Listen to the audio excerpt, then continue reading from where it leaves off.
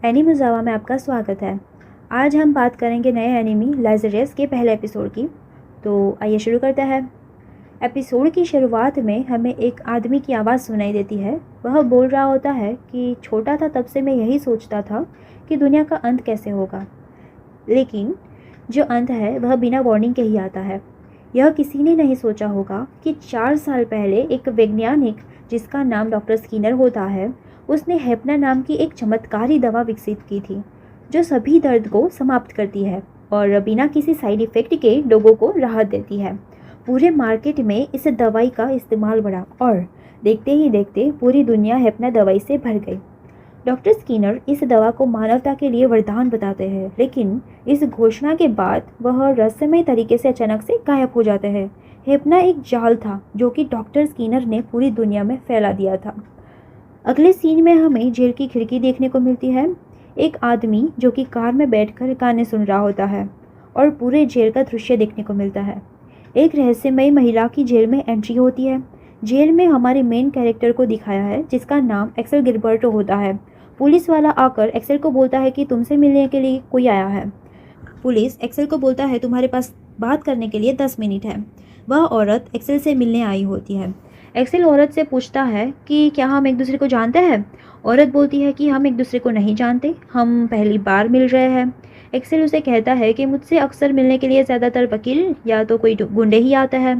वह औरत एक्सेल को अपना परिचय देती है कि मेरा नाम हर्ष है और मुझे तुमसे एक फेवर चाहिए। अगर तुम्हारा जवाब सही रहा तो मैं तुम्हें जेल से फ्री कर दूंगी।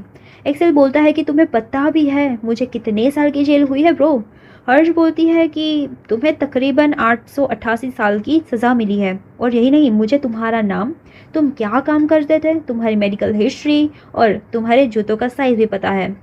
तो यहाँ पे भाई एक्सेल चौंक जाता है। उसे भरोसा हो जाता है कि भाई इसे सब कुछ पता है। तो हर्ष से फेवर के बारे में पूछता है। फिर हर्ष एक्सेल को हेपना दवा के बारे में पूछती है कि तुम्हें इस दवाई के बारे में कुछ पता है। तो एक्सेल हाँ बोलता है कि हाँ, मुझे इस दवाई के बारे में पता है। हर्ष डॉक्टर स्किनर का जो वीडियो पोस्ट है उसके बारे में बताती है कि डॉक्टर स्किनर ने दवाई बनाई जो गायब हो गया था, अचानक से 3 साल बाद वापस आकर वीडियो बनाकर पूरे वर्ल्ड वाइड पोस्ट कर देता है। वह वीडियो हर्ष एक्सेल को दिखाती है। वीडियो में डॉक्टर स्किनर बोलता है कि मैंने हेपना पेन किलर बनाई थी जो सबको वरदान के समान लगती है, लेकिन सभी लोग अपनी ह्यूमैनिटी है उसे भूल गए हैं। यह जो हो रहा है वह ठीक नहीं हो रहा है। हम एनवायरनमेंट के खिलाफ जा रहे हैं, यानी कि कोई मर ही नहीं रहा है, यानी कि आबादी बढ़ती ही जा रही है। तुम्हें नहीं लगता कि हमें इन सब चीज़ों की सज़ा यानी कि कोई पनिशमेंट मिलनी चाहिए? मैंने ये हेपना पेन किलर के तौर पर नहीं बनाई थी, मैंने इसे ऐसे बनाया था कि वह लोगों के शरीर में हमेशा के लिए ज़िंदा रहे। डॉक्टर बोलता है कि जिसने भी हेपना ली है वो 30 दिनों के अंदर मर जाएंगे और मेरे पास इसका इलाज भी है। अगर 30 दिनों में कोई मुझे ढूंढ लेता है तो सभी लोग बच सकते हैं। सीन बदलता है और क्लासरूम का सीन देखने को मिलता है जहाँ पे एक लड़का टीचर से घर जाने के लिए बोलता है और बोलता है कि अब मैं कभी वापस नहीं आऊँगा। टीचर पूछता है कि भाई तुम्हें क्यों वापस नहीं आना है, तुम क्यों वापस नहीं आने वाले। वो बोलता है कि स्कूल आने की कोई ज़रूरत ही नहीं, अगर ये सब कुछ होने वाला है यार कोई बचेगा ही नहीं। तभी सीन बदलकर अपने मेन कैरेक्टर यानी कि एक्सेल पर आता है जिसने पूरी वीडियो देख ली होती है। अब हर्ष बोलती है कि तुम मदद करो डॉक्टर स्किनर को ढूंढने में, इसलिए मैं यहाँ पर आई हूँ। पुलिस आता है, बोलता है कि टाइम्स अप, तुम्हारा समय खत्म हो चुका है, अब चलिए फिर से जेल के अंदर। एक्सेल हर्ष को बोलता है कि तुम्हें मेरे बारे में सब कुछ पता है, तो यह भी पता होगा कि मुझे जेल से भागने की बुरी आदत है। तो वही अचानक एक्सेल पुलिस वाले से फाइट चालू कर देता है और उससे गन छीनकर हर्ष पर बंदूक तान देता है और पुलिस वाले से अपने हाथ की हथकड़ी खोलने के लिए बोलता है। आगे एक्सेल बड़ी बेहतरीन तरीके से अपनी असाधारण क्षमता दिखाते हुए और पुलिस से बचकर उनसे फाइट करके जेल से भाग निकलता है। अगले सीन में हर्ष जो गाने सुन रहा था कार में, उसकी कार में बैठ जाती है और वो आगे बढ़ता है जिसका नाम डग होता है। हर्ष उसकी दूसरी जो साथी एलेना है उसे एक्सेल को ढूंढने के लिए बोलती है। डॉक्टर स्किनर का जो वीडियो है वो पूरी दुनिया में फैल जाने के कारण लोगों में गुस्सा आ जाता है। लोग फार्माटिकल की जो शॉप से उसे तोड़ने लगते हैं, उनकी कंपनियों को जला रहे होते हैं, लोगों में डर का माहौल होता है, लेकिन आधे लोग इसका सपोर्ट भी कर रहे होते हैं।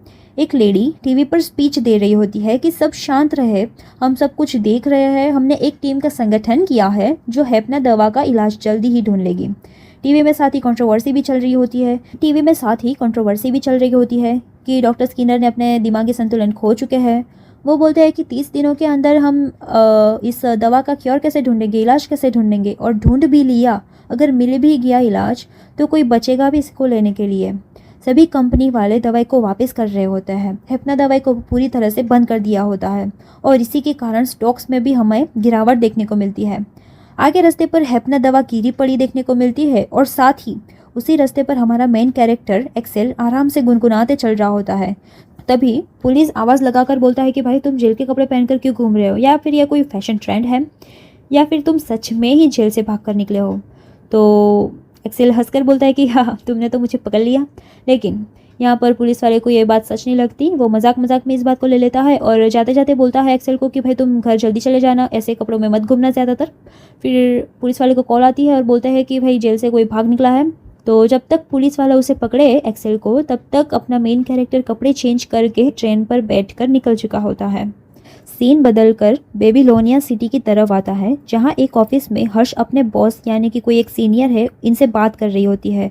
डॉक्टर स्किनर के वीडियो और एक्सेल की बात कर रहे होते हैं कि हम इस सभी एविडेंस को कैसे मिटाएं, या सब इसका कैसे इलाज ढूंढें, या क्या हमें उन लोगों की मदद लेनी चाहिए।